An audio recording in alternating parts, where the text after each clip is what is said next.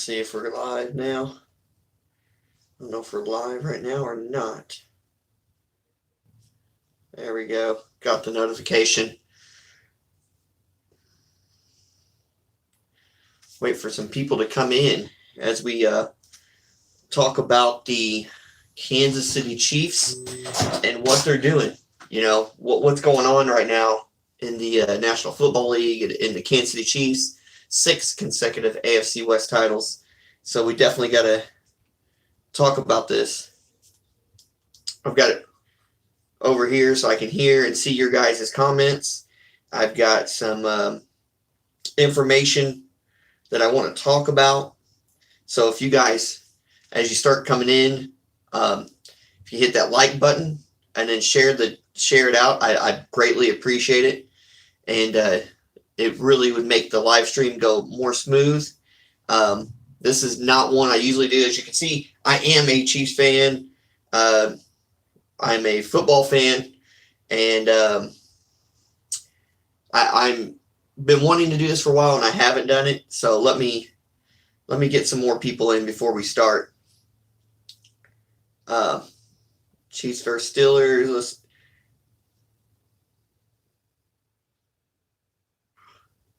Hashtag Chiefs Kingdoms, guys, right? That's what we ought to be talking about too. We are just in full on dynasty mode right now. We're doing everything we want. These last 7-8 games, and I don't want to say we're invincible, but we're moving there.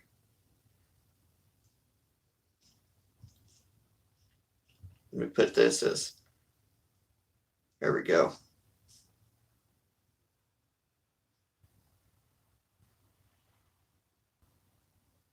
There we go. Okay.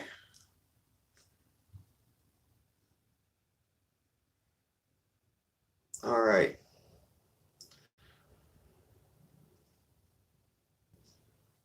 Okay. Hey, Exit Strategy. Nice to see you in the chat there. Let me get some stuff going here. I just shared it out. If you guys could, I know X Strategy, you're in here. If you can hit the not live, hit the like button, that'd be great. Share out if you'd like, to help get more people in. This is the first time doing a live talking about football, sports. I love sports. I love the Kansas City Chiefs. I love the National Football League. So to be going live, let me get it. Let this cowboy hat. The Cowboys play tonight. Not a Cowboys fan, but we'll move that down there real quick. I wore that hat in for the Hottie Shrine Circus. I belong to the Hottie Shrine Circus in Evansville, and I wore that hat out for the circus opening ceremony on one of the days on the horse patrol. Rode out a horse. I'm not a cowboy, but I like being part of that unit and that group.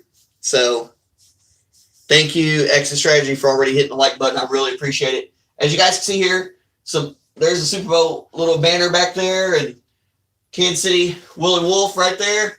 I know we got the KC helmet. We're going to put that right here, front and center, or over this side so we can see it. So let's talk about this, because other people will start coming in, hopefully, and we'll get more people to come in and check it out.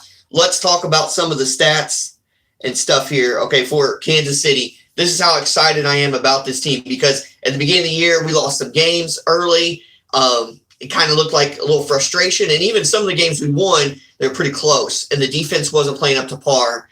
But at the end of it all, check this out, guys. 6 consecutive AFC West titles. 6 consecutive AFC West titles. Also, we're the first team officially in AFC to actually qualify for the playoffs. There's other teams that, they're pretty well right there. Win one game, they're in. They win their division. You pretty well almost write off some other teams in the wild card area. But we are officially the first team. Patrick Mahomes in this game passed Trent Green as the all-time passing leader as Kansas City QB. So I was watching on CBS, and I think, was it CBS? Yeah. And I thought it was very cool to see that. A lot of people's dog Patrick Mahomes. There's some people that are famous that are announcers and stuff, and they dog Patrick Mahomes.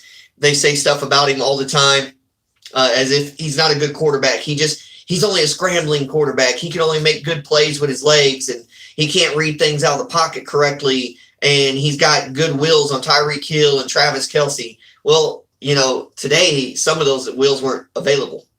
Travis Kelce, right? So, but yes, Patrick makes great moves with his legs, and that might be his best asset right now as a young quarterback, because he's still young. Like 5-6 seasons in, he's still young, because one of the seasons he didn't even play a full season, got to play one game, as a backup. So he's still young, and you've got to look at it from a perspective of he's still able to use those legs. And as he gets older, he'll, like he's doing now, his progressions and his checkdowns will be correct as they were today. I mean, numerous times when they're talking about the announcers watching the game, they could tell you that he is looking deep, 1-2, it's not there, I'm checking down. The old Patrick Mahomes would have been like the first 2 or 3 year exciting video game Patrick Mahomes, which we still see, but not all the time. That Patrick Mahomes would have been like 1-2, not check down. I'm going to run, maybe get it from my feet, my own, or I'm going to run off the throw and throw it and, get someone deep again. The defense has caught on to that, and Patrick had to adapt, and he has. And now he's throwing down check down passes, which sometimes you're like, oh, check down. You don't like that guy. Patrick was a gunslinger, a crazy gunslinger with athletic ability beyond Brett Favre and beyond some other gunslinger quarterbacks that we know of. And he took that and he added more athletic ability to it. Now what he's done to his game is, on top of that, he has taken his athletic ability, his gunslinger mentality, and now he's added in game manager skills. And game manager can't win you Super Bowls or championships most of the time, unless you have a superior defense, great coaching staff, and a heck of a running back. A game manager QB cannot necessarily win you a Super Bowl. However, if you add a game manager mentality to part of your game, and you are a quarterback with athletic mobile ability and a gunslinger mentality, now you have like this coat of armor that you're putting on, a Bible quote, right? A coat of many armors that you're putting on, that you're able to go out there week after week. And now you're using your intelligence even more as a QB. You're doing your reads better. You're game managing better. But when you really need it in crunch time, like we've seen against the Chargers and other teams, you're able to turn back on that gunslinger, and you're able to turn back on your mobility and add them together for a dynamic quarterback. So we're seeing some just impressive numbers, impressive play by Patrick Mahomes. So let's get into some other stuff. So we came into this game. Patrick did good. Pittsburgh, hey, I can't. Pittsburgh fans, you guys were there, a few years ago, and you guys can still be there. Sometimes you find yourself back into a game. I didn't think this game was good for you guys. Like, there were a lot of times they were saying, oh, Pittsburgh makes runs late, and I'm like, not against Kansas City, not the way Kansas City's playing right now. And this isn't in Pittsburgh. So I thought, not too good for you guys. But I knew you guys had COVID issues, Pittsburgh fans. So did the Kansas City Chiefs. I mean, today, we didn't know how we were going into the game coming up into a few days ago before Friday and stuff. Everybody started putting on the COVID list, and we were kind of worried. And speaking of people being put on a COVID list and then people getting hurt, we lost Clyde Edwards-Helaire tonight to a collarbone injury. We don't know the severity of it, but Frank Gore, I called him Frank Gore. The announcers on TV called him, but Gore, a running back, man, he ran like Frank Gore sometimes, and he caught the pass beautifully out of the backfield. So that was beautiful to see. Him and Williams will be somebody to be looking at as going forward. I don't know if Kansas City will reach out to anybody if Helaire is going to miss significant time. If he's going to miss like a week or two, we'll be okay. I don't know what collarbone injuries, very, very different perspective. But both those guys, Williams, Gore, ran the ball tremendously well. And so I'm not overly concerned in that position. In fact, man, Gore ran good enough that I trust him for a couple games, at least now. So I am kind of concerned about that. We lost a little bit of connectivity. There we go. We're back. We lost connectivity. We're back. Okay. All right. Let's get into the next step. All right. guys, before this game, we were concerned. We were concerned about who we were going to have. I thought we weren't going to get Tyreek because Tyreek went on the COVID list after Kelsey. Both are vaccinated players. Kelsey ends up not being active for this game, and Tyreek does. Go figure. So I thought, okay, we're fine. We got Tyreek Hill. We'll be okay. And then we go into the game, and other people stepped up. I mean, tonight we seen Hardman get a touchdown. We saw Pringle get 2 touchdowns, I believe. He had some great catches. So it was awesome to see that we can trust in Pringle as well. Hardman needed that touchdown. I mean, a couple games ago, we missed Hardman open for some passes. I could tell his character. He has good character, but I could tell his mindset was a little down. And so I was concerned about that. And I didn't want Hardman to lose focus with the team and worry about if he's going to be here next year or what's going on with contract. Is going to extension, whatever issues it may be with him in the front office in Kansas City and what we're going to do. So I was good to see him score a touchdown tonight. It was good to see Pringle step up. So everybody who's out there, everybody's out there. Like Tyreek Hill, I have him on fantasy. Like Tyreek Hill had 2 or 3 catches at the most, 19 or 20-something yards. So everybody out there saying Patrick Mahomes is only good as Travis Kelce and Tyreek Hill carries him.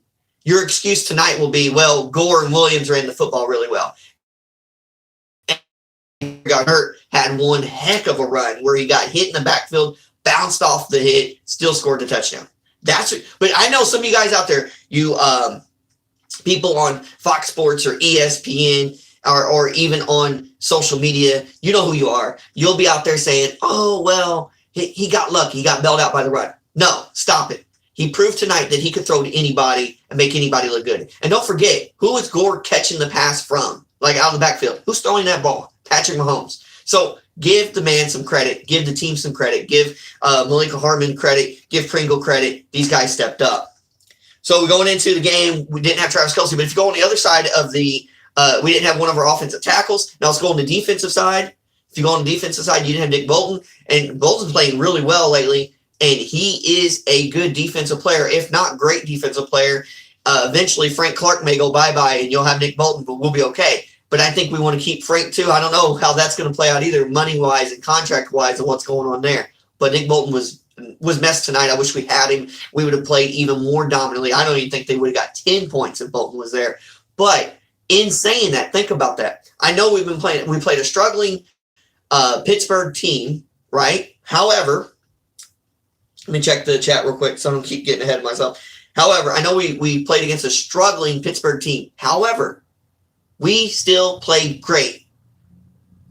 And even, let me get to his name. Let me see if I wrote his name down. Yeah. Elliott Fry, the kicker. Next man up. Andy Reid mentality. Next man up. I felt great about him. He messed the field goal. I think, messed the extra point. I felt bad about, that was worried us, but it was windy today. It's gusty wind. So, hey, but Elliott Fry, I thought he did an impressive job filling in for Buckner. So we're not concerned about that area either, guys. The thing is, Bolton, Buckner, Kelsey, offensive tackle, I forgot his name. We're going to get these guys back. A lot of them were on there for COVID lists. Some were on there for other injury reasons, but most of the people I just mentioned were on there for COVID. We should be getting them back next game against Cincinnati. Going to Cincinnati, that's tough, right? We got Cincinnati, and I think we have Denver. I think we finish on the road against Denver. 2 road games. I really think you need to win. Tennessee is right there, right? They're right behind us, I think, in the standings. Buffalo is there somewhere. Let me see where everybody's at. I'll have to look up the standings. But they are all right there. They are near us as far as a game separation. And I think Tennessee definitely has. That's the last team that really shellacked us, right? That's the last team that beat us badly. They have the tiebreaker for head-to-head against us. So we definitely don't want to lose a game and have them go on a winning streak. 1 or 2, I think obviously win 2 would be great. But win 1, I think you can get the number 1 overall seed in the AFC NFL playoffs, right? In the NFL AFC playoffs. But right now, you can at least assure that no matter what, if you're getting a bye or not, you're playing at home. You are the AFC West champ. You're going to play at home at least one game, right? So let's look at the NFL standings, and I don't know if this is updated as of this second. Let's see here. And this was all on ESPN. Tennessee is 10-5. Kansas City 11-4. Yeah. And if we go into playoff picture look, and we do that, yeah. So Kansas City is a full game up on Tennessee. Tennessee having that tiebreaker for beating us, though, so we need to keep that in mind. But you do have Cincinnati right there at 9-6, so that's going to be a big game come next week. Probably need to win that, just to get them out of the way. And then you got Buffalo right there was 9-6, and then you've got Indianapolis sitting behind all those teams, waiting to see if they can get 9-6 and move up. They're there.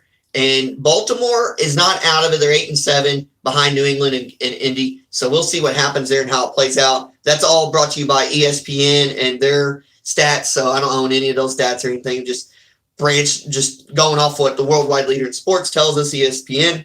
Check them out, guys. The Chargers are there. Las Vegas there, 8-7.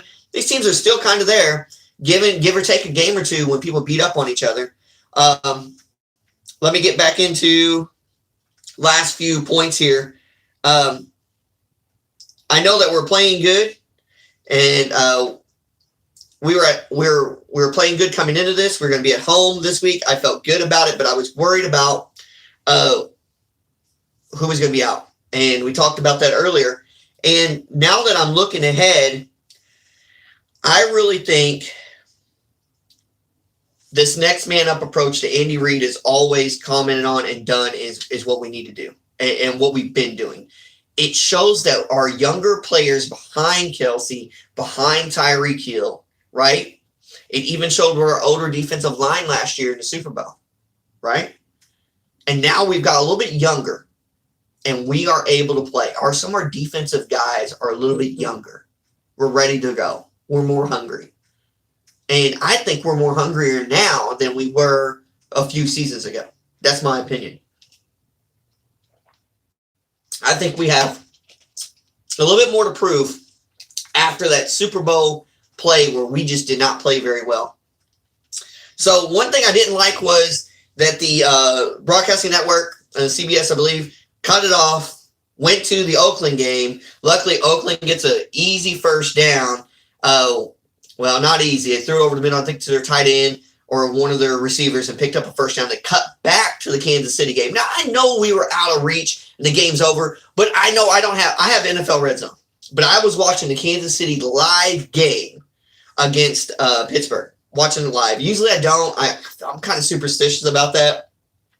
I think, oh, man, I want to see what's going on. And but I'm afraid. I was afraid that, if I watch a little bit of it too much, they start to seems like they're falling apart, but I don't know. And I definitely thank you, Extra Strategy, for agreeing. And comment down below, guys, who do you think is going to make the playoffs out of the AFC West? Comment down below. Who do you think? Or not out of the AFC West, AFC period. And if you think there's another team from the AFC West, the Chargers or Vegas, I don't think Denver can now. I think their number is pretty too far behind. They might be if like everybody lost 2 and they won 2.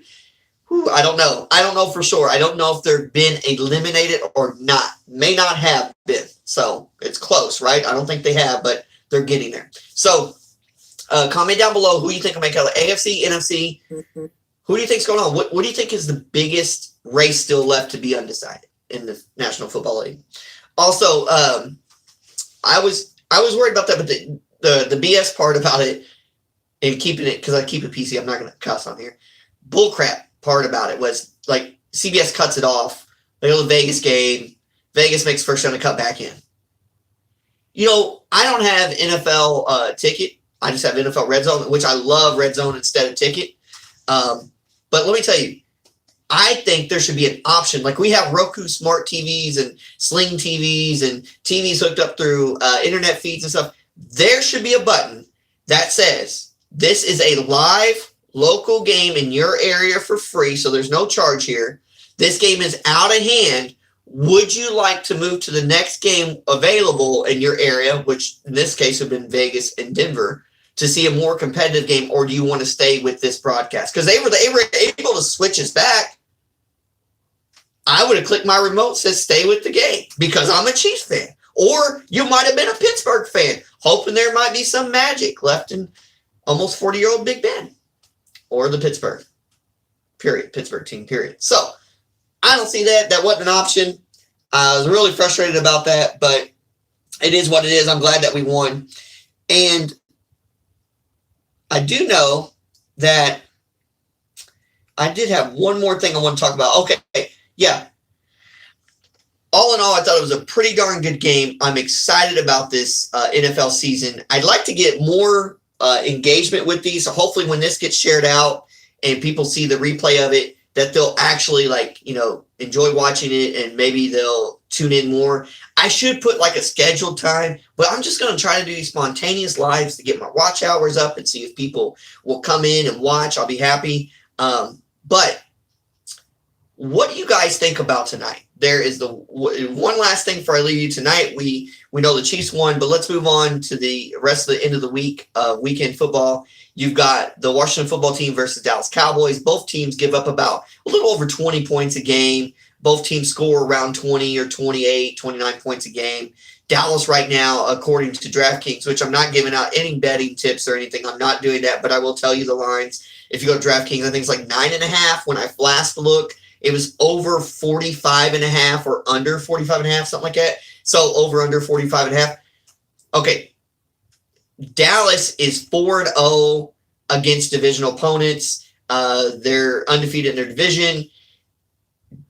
I mean, the stats and statistics say Dallas should win this.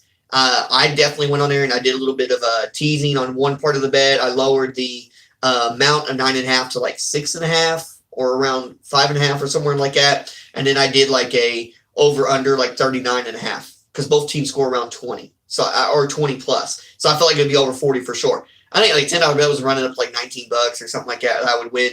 And then I turned or $19.50. Then I turned around and did a regular 10 on the over under 45.5, 45.5. And then I also did same game. It was the same game parlay bet where I also did the 9.5 Cowboys, which taking that type of bet, putting 10 wins me like $39. So if I leave it regular. So what I did was I spent $20, but I think my second bet is definitely safe that I'll win that. So at least I win $19.50 back. So if I lose the $10 one, I still make like $9.50 or well, no, I would lose 50 cents because I bet 10, 20. So I'm trying to hedge my bet the best way I can. You guys, I don't give out betting advice or anything, but I would definitely say I think the Cowboys are at least a 7-point favorite against Washington, especially at home. I think could win, but Washington is a sneaky team. So take it as you may. Do what you want with that information. Go over to DraftKings. Go anywhere. Just don't even bet on the game. Just watch the game. Maybe write it down in a notebook. My dad and I used to do that all the time. We used to take like a notebook. Exit strategy. Hey, exit strategy. Are you a Dallas Cowboy fan? I don't know if you are or not. I mean, you did say Dallas will win big time today. I agree. I definitely think they are at least a 7-point victory. But that's at least, that's what I feel like the game should go. But I think the game could be way beyond that 7. But I'm thinking safe area is 7 for sure. 6.5 or the shit right at 7 for sure.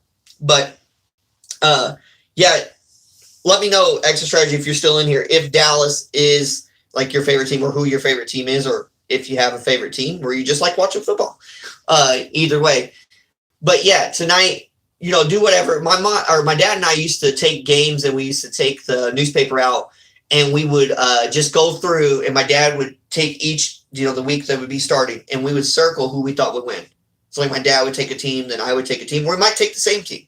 And then at the end of the weekend, Sunday afternoon, when the games are over, or even a Sunday night game after that was over, we'd calculate up, like we'd go through and recount who got the most wins, right? And then, sometimes it was for fun. Maybe sometimes Dad would give me $5, or maybe I'd do an extra chore or something, but it was just fun. So if you're not a betting person, and I'm really not, I have a little account that I dibble and dabble with, but okay.